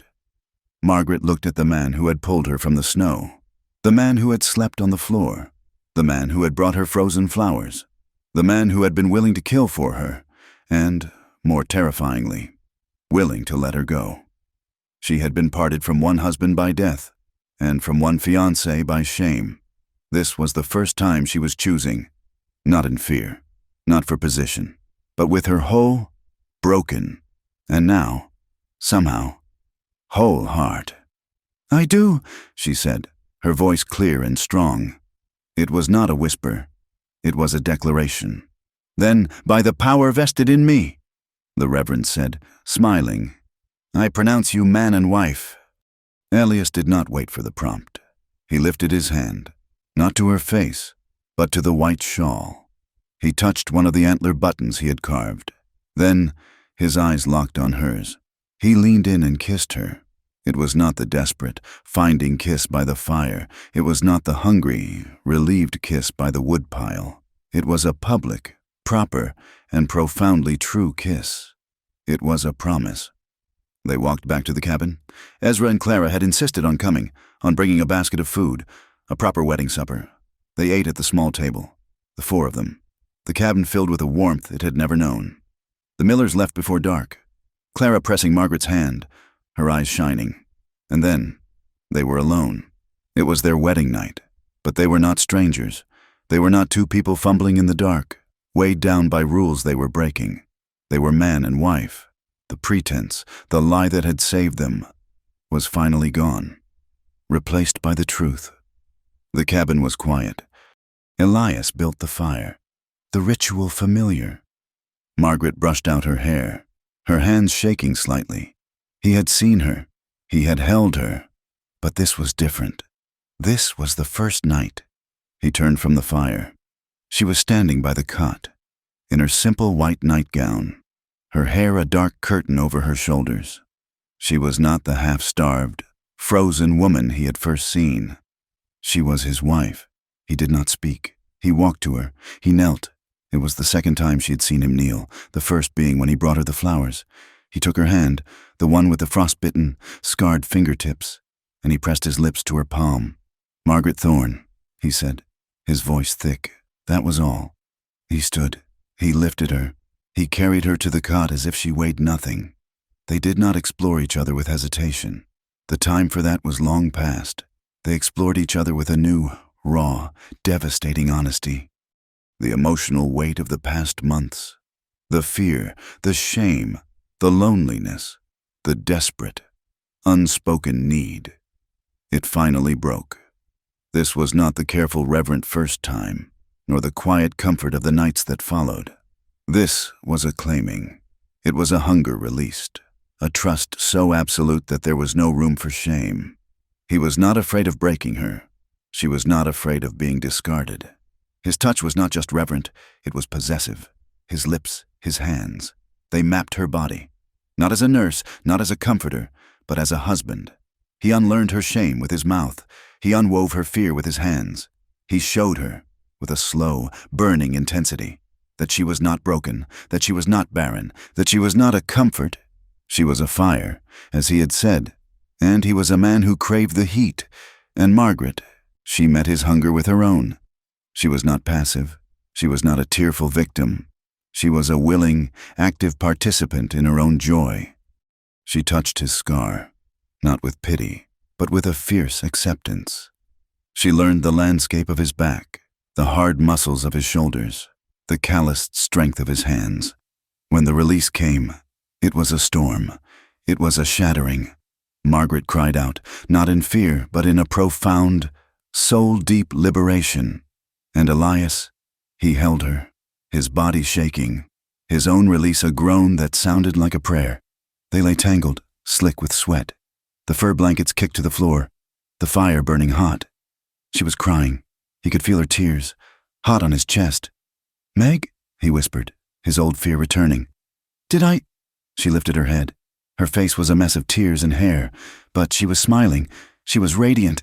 "No," she whispered, kissing his throat, his jaw, his scarred cheek. "No, you did not hurt me. I have never, in my entire life, felt whole. Until this moment. I am not cold. Elias, I am not cold anymore." He crushed her to him, his heart too big for his chest. And he knew, that the mountain had not just saved her, it had saved him. They spoke in the darkness, their bodies still pressed close. The future, once a terrifying white void, was now a map they could draw together. "The judge," he said, his voice quiet, his hand stroking her hair. "Back when Cully died, he said if I ever wanted to be a free man, I had to come down from the mountain. I had to rejoin." "Is that what you want?" she asked, her heart tensing. I want what you want," he said, and it was the simplest truth. "I want to be where you are safe, where you are not whispered about, where they cannot come at you." "I am not ashamed," she said, her voice fierce, pressing her face into his neck. "Not of you, not of this." "I know," he said, "but I will not have my wife. I will not have them looking at you." "If we built the cabin," she said, her voice small, hesitant. "The one you dreamed of. The one with the glass windows." He stilled. "Margaret, we could build it, nearer to town, near the Millers, maybe, not in the settlement, but not in exile. A place where—" She stopped. "A place where," he prompted, his hand tightening in her hair. She laid her hand on her own stomach, a flat, unconscious gesture. I am late, Elias, in my cycle. By almost 2 weeks." He froze. He processed her words. "The doctor, barren, broken. Meg," he breathed, his voice raw. Alistair was a liar," she whispered. "The doctor, perhaps he was wrong, too, or perhaps my first son. Perhaps it was just a tragedy, not a judgment, not a brokenness." He rolled, pushing himself up on one elbow, his shadow looming over her in the firelight. He looked from her face, her beautiful, tear-streaked, hopeful face, down to her stomach, where her hand still rested. He laid his own hand over hers, his large, scarred, and dark, hers, pale and slender. "A child," he whispered. He had not dared to say the word, not in connection with himself, in over a decade. Our child." "Perhaps," she said, her own tears welling. "We cannot know. Not yet, but if we move nearer to town, if a baby does come, I will build you a house of glass. If you want it," he said, his voice thick with an emotion so powerful it was a pain. He bent his head and kissed her stomach, a rough, reverent press of his lips against her skin, right over her hand. If a baby comes, I will teach him, or her. I will teach them their letters by the fire. No, she laughed, a watery, joyful sound. I will teach them their letters. You will teach them how to build. Their peace was shattered 4 days later. It was not a single rider. Like Hogue, it was a procession. Margaret saw them coming up the pass, which was now a muddy, treacherous river of snowmelt and rock. There were 6 men. Reverend Gideon, his face a mask of grim vindication. Jedediah Hatcher, looking nervous but important. Silas Hogue, his arm in a sling, his face mottled with anger. 2 other trappers she did not recognize, and leading them, a man she had never seen. He was a stranger, but he was not. He was a city man. He wore a dark, expensive wool coat, now stained with mud. He wore a derby hat. His face was clean-shaven, pointed, with small, intelligent eyes. He looked, Margaret thought with a jolt, like a weasel, and with them, looking deeply unhappy, was a man in a fine suit, who was being helped off his horse, Judge Swain, the territorial judge, who only came up from Bozeman twice a year. Elias was at her side in an instant. He had been mending the door hinge. He had his hammer in his hand. He dropped it and grabbed his rifle. "Get inside," he said. "No," Margaret said. She stood beside him, her hand on his arm. "I am not hiding. I am your wife." He looked at her, a flash of pure, fierce pride in his eyes. He nodded. The men rode up, stopping 10 yards from the cabin. "Elias Thorne," Reverend Gideon called out. "You have been living in sin, and you have compounded it with violence. We have brought the law." "Who is that?" Elias said, his voice low, his eyes on the man in the derby hat. The man dismounted, stepping delicately into the mud. He took a piece of paper from his pocket. "My name is Mr. Kalin," he said, his voice high-pitched but carrying. "I am an agent of inquiry, retained by Mr. Alistair Finch of Boston." Margaret's blood turned to ice. She gripped Elias's arm so hard her nails dug in. "Alistair, Mr. Finch," Kalin continued, consulting his paper, "was aggrieved. His betrothed, Miss Margaret Hale, absconded from her contract, carrying with her funds and properties belonging to him, and damaging his good reputation.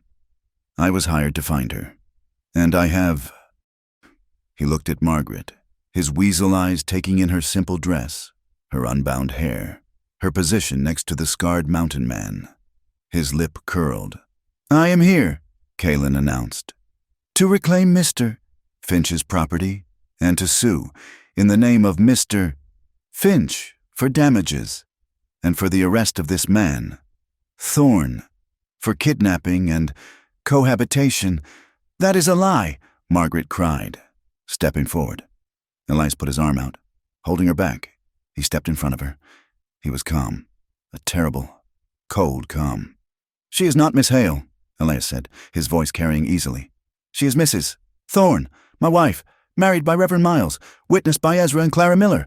Reverend Gideon gasped, his face turning purple. Kalin looked nonplussed for only a second. "A convenient, sudden marriage," Kalin sneered. "After you were found out, it is a sham. Judge, a way to protect the stolen property. This woman is damaged. She is unstable. She fled a respectable man. She is clearly under this brute's control." "She is my wife," Elias said again. "And the only thing that is about to be damaged is you. You have 2 minutes to get off my land." "Your land?" Kalin laughed. "You are a squatter, Thorne, and you are a known killer. Now, Miss Hale, if you will come peacefully—" Kalin took a step forward.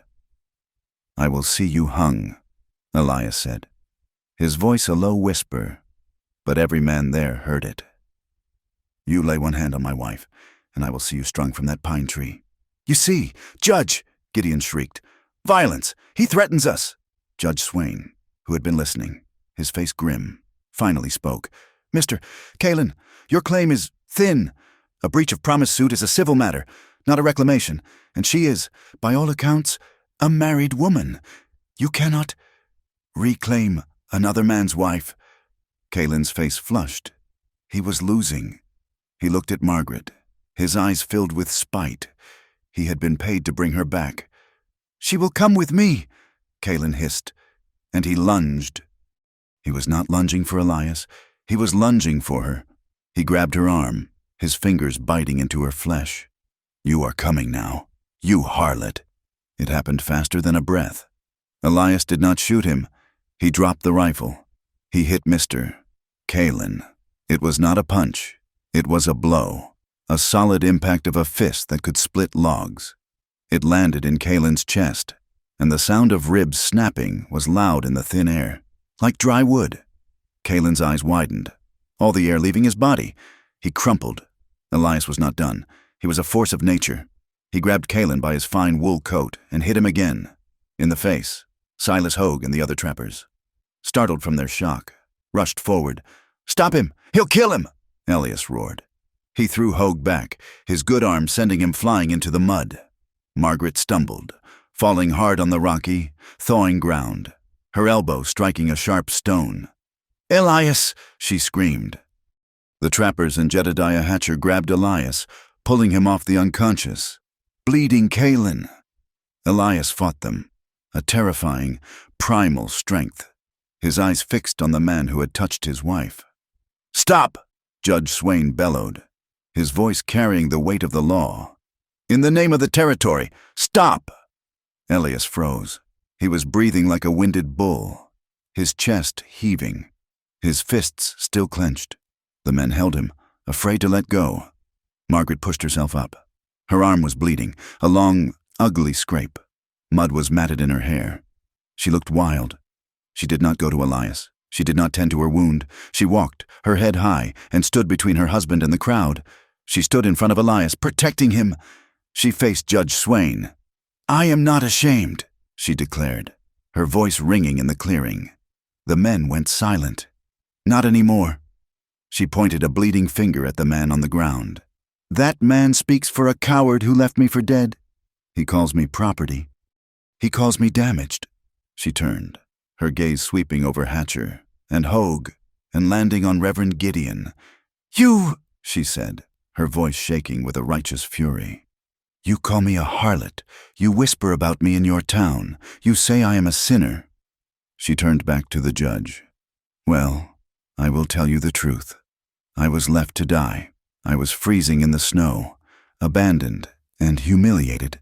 And this man," she turned and laid her bloody hand flat on Elias's chest, on his thundering heart. "This man saved my life." She looked at Elias, her eyes filled with a love so fierce it was a weapon. "He nursed me. He protected me. He gave me his name when I had none, and I am his wife, by law, by God, and by choice. He saved my life. And I," she said, turning back to the judge, "am not ashamed of him."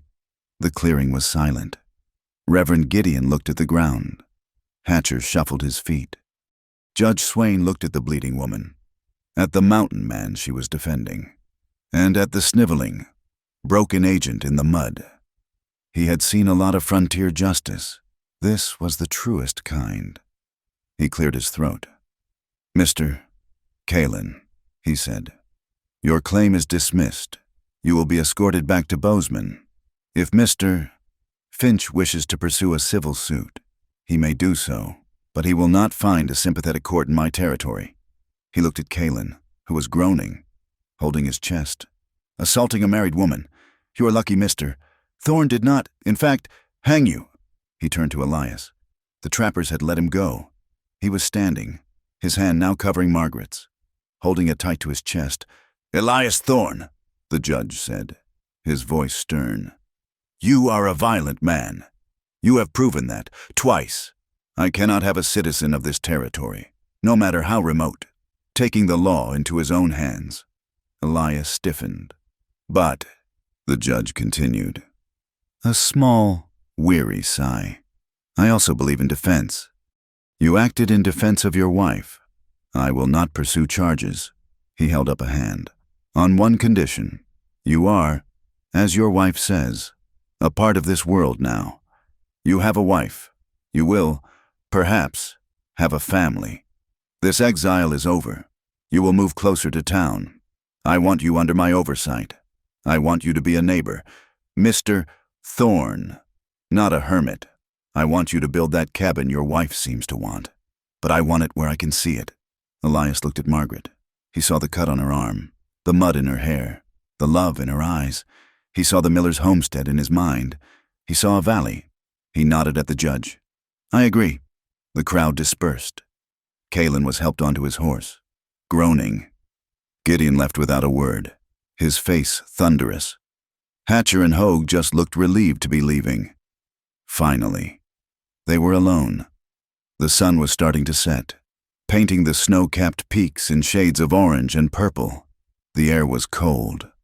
Elias turned to Margaret. He gently took her bloody arm, his touch feather-light, examining the wound. "We need to clean this." She did not pull away. She just leaned her head against his shoulder. "If you build the cabin again, Elias," she whispered, her voice tired but full. "The one with the glass windows, down in the valley." He stopped, his hand on her arm. "I'll teach our children their letters right by your fire." The past did not just clear, it bled.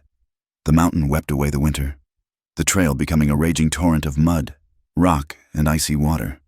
Elias did not wait for it to be easy. He made 3 trips. The first, with Margaret. He carried her on his back over the most treacherous, flooded parts. His legs braced against the current. He left her with the Millers, in the safety of Clara's care. The next 2 trips, he went alone, a pack mule in tow. He salvaged what mattered. His traps, his tools, his mother's trunk. He took the cured pelts, his winter's work, which would be their stake. He took the iron stove, the pots, and the single-worn book of Shakespeare. He looked at the cot, the table, the bearskin rug where he had first laid her. He left them. He did not burn the cabin, but he barred the door. It was a tomb, a memory. He was done with it. He did not build in the settlement. Judge Swain's condition had been nearer to town, not in it. Elias understood oversight, but he could not abide being fenced.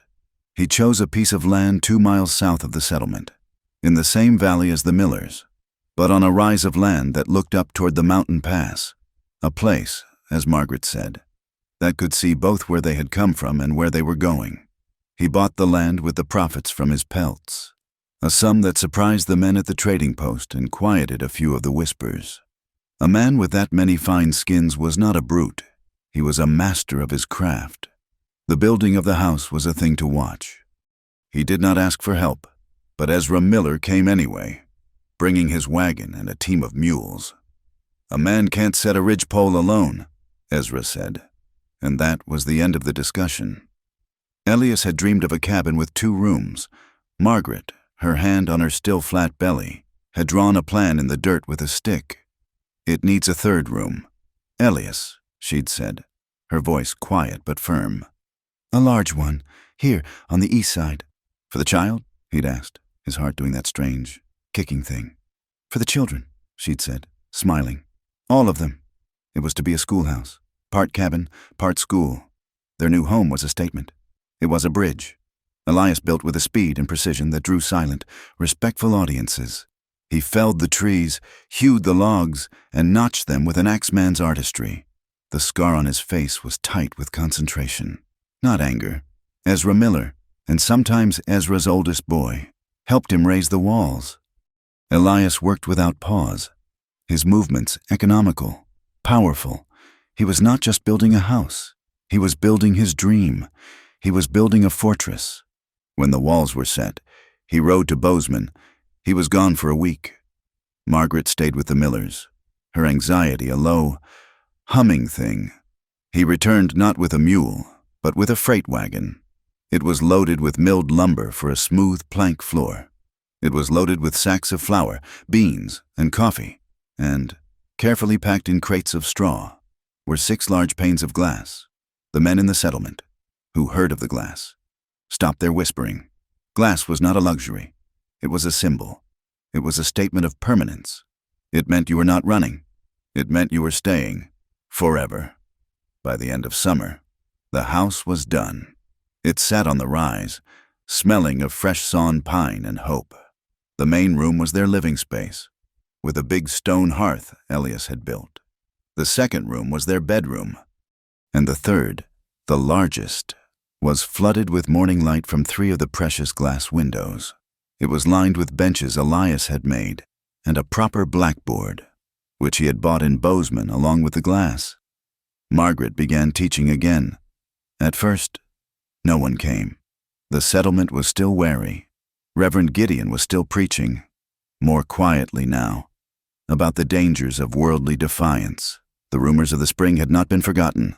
Margaret was still, to many, the woman of the mountain. She did not wait. She walked to the Miller homestead. "Clara," she said, "your children, may I teach them? Reading, their letters, their sums. I ask for no payment." Clara Miller looked at her friend, at the deep, settled peace in her eyes, and nodded. "My Tom and my Mary, they will be your first, and they will be proud of it." So the school began with 2, Tom and Mary Miller, scrubbed and shy, sat on the new pine benches. Margaret gave them slates. She gave them chalk. And her voice, the one that had read Shakespeare to a scarred trapper, now wove magic with the alphabet. Word spread. The Miller children were learning to write their names. They were learning numbers. A week later, a small, dirty boy appeared at the door. He was barefoot, in a torn shirt. He was one of the poorest children, the son of a drunk trapper named Hatcher, no relation to Jedediah, but of the same mistrustful stock. "Ma'am?" he'd whispered, his eyes wide, expecting to be turned away. Margaret smiled, a warm, genuine smile that had been absent for years. "You are just in time," she said, holding the door open. "We are learning about the letter C, for cabin, and for come in." He came in. By October, she had 12 children. She took all of them. She took the children of the prosperous, and she took the children of the poor. She took the clean and the dirty. She did not ask for money. Some families paid in flour, some in potatoes, some in a side of bacon.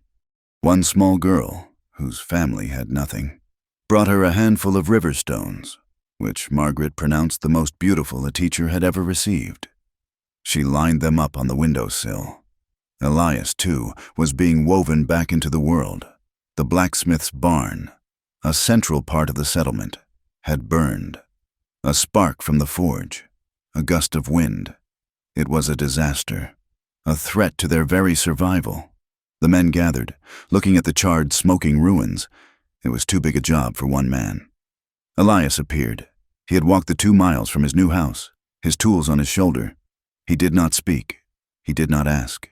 He just picked up a charred beam, testing its weight, and then, finding it unsound, began the work of clearing. The other men, Phineas the blacksmith, Jedediah Hatcher, even Silas Hogue, his arm long since healed, watched him for a beat. Here was Thorn, the killer, the mountain man.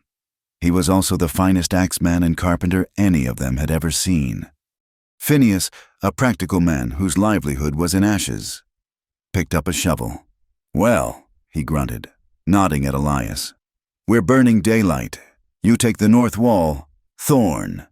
You seem to know which way a tree wants to fall." It was acceptance. It was a beginning. Elias worked for 4 days, sunrise to sunset. He did not talk. He worked. He raised beams the other men struggled with. He cut new joints that fit with the precision of a puzzle. He did the work of 3 men in silence and with a terrifying, focused competence. On the 4th day, the last rafter was set. The skeleton of the new barn stood against the sky. The men were exhausted, covered in soot and sweat. Phineas the blacksmith walked over to Elias. He was holding a jug of water. He passed it. Elias drank, his throat raw, and passed it back. Phineas clapped him on the shoulder, a heavy, resounding blow. "Good work, Thorn," he said, his voice loud for all to hear. "Damn good work." Esai Elias nodded. "Once." He wiped his face, put on his shirt, and walked the 2 miles home. When he got there, He found Margaret sitting on their new porch. Not alone. Clara Miller was there, as she often was, but with her, looking stiff and uncomfortable, were two of the other settlement wives. One was Mrs. Hatcher, the other was the blacksmith's wife, Mrs. Phineas. They had come, their bonnets stiff, their hands full. "Mr. Thorne, Mrs." Phineas said, her voice nervous but kind. "My husband, he says you have saved us. He says the barn is better than the first." "He is a strong man," Elias said, his gaze finding Margaret's. We brought some preserves." "Mrs." Hatcher stammered. She had been one of the loudest whisperers. Now, her face was red. "For the school, and for the baby." She held out a jar of pickled beans. Margaret, her own body just beginning to swell with the first gentle curve of her pregnancy, stood up. She took the jar. She did not smile in triumph. She smiled in welcome. "Thank you, Mrs. Hatcher," she said, her voice warm. "I will open these for supper. Elias is partial to pickled beans." The women left. The ice was broken. The whispers had not died. Not entirely, but they had been overtaken by the sound of construction, the sound of children learning their letters, and the sight of a man and a woman who were undeniably a part of the valley now. But peace, once found, is a fragile thing. It was a night in late November. The world was cold, the ground frozen, waiting for the first snows. Margaret was 5 months along, her belly a small, firm, undeniable globe under her nightgown. Elias woke. He did not know why. The cabin was silent, save for the wind. He turned. Margaret was not beside him. He was on his feet in an instant, his heart seizing. "Margaret?" The fire was embers, but he saw her. She was not gone. She was huddled on the bench in the schoolroom, her arms wrapped around her stomach, her body shaking. She was crying. He was at her side in 2 strides, his panic replaced by a deep, aching fear. "Meg, what is it? Is it the baby? Are you in pain?" "No," she sobbed, her voice muffled. "No, not pain." He knelt in front of her, the floorboards cold on his knees. He took her hands. They were ice. "What, then?" She looked up, her face a mask of such profound, ancient terror that it stole his breath. It was the face she had worn in the fever, the face she had worn when she wrote him the letter. "I am so afraid. Elias," she whispered, her voice breaking. "I am so afraid." "Of what? Of me?" "No," she said, her tears falling hot on his hands. "Of this, of losing. I was in the birthing room, in my dream, with Thomas, and the baby. He was blue, Elias. He was so cold. And the doctor, he looked at me. He said I was broken. He said I had killed him." It was the first time she had voiced that deepest, blackest part of her shame. "And I woke up," she continued, her voice a desperate, frantic whisper. "And I thought, what if it happens again? What if this baby, what if I am not? What if I am not meant to? What if I am just barren, and this is a false hope? What if it comes, and it is not breathing? And you?" She clutched his shirt. "What if you look at me? What if you look at me the way Alistair did, with disgust? What if you leave me? What if I am just left behind? Again?" She was not in their new home. She was not in 1884. She was back in Boston, in a dark room, a failure, discarded and alone. Elias did not speak. He did not try to reason with her. He did not tell her she was wrong. He simply acted. He took her cold hands and he kissed them. Then he did what he had done on their wedding night. He gently, reverently, pushed aside her nightgown.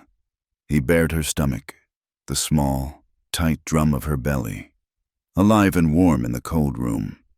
He knelt before her, as if in prayer. He pressed his rough, scarred cheek against her skin. He felt it, a tiny, muffled thump, a flutter. Life. "I feel him. Meg," he whispered, his voice thick. "Elias."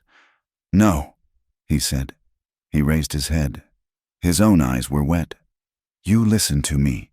I am not Thomas. I am not Alastair. I am your husband. And I do not know what God has planned. I do not know what the winter will bring. I do not know if this child will be a boy or a girl, or if it will be strong or weak."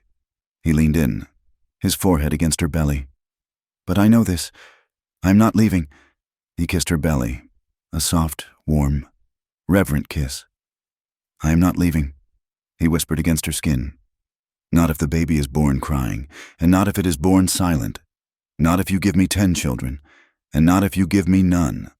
He looked up, his gaze locking with hers, a vow as powerful as the one he'd spoken in the clearing. "You are my wife, Margaret. You are the fire. You are not broken. You are whole, and no matter what happens, I am not leaving. Not now. Not ever." He did not let her stay on the bench. He lifted her.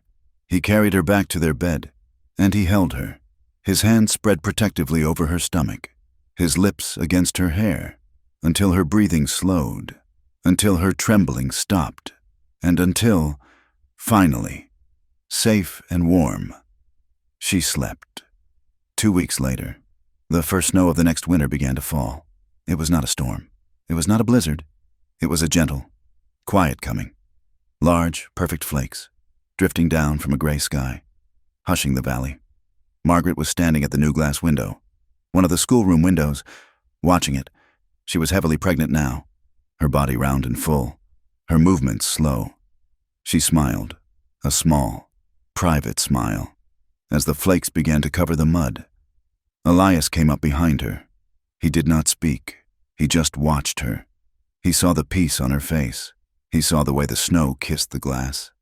"It's beautiful," she whispered.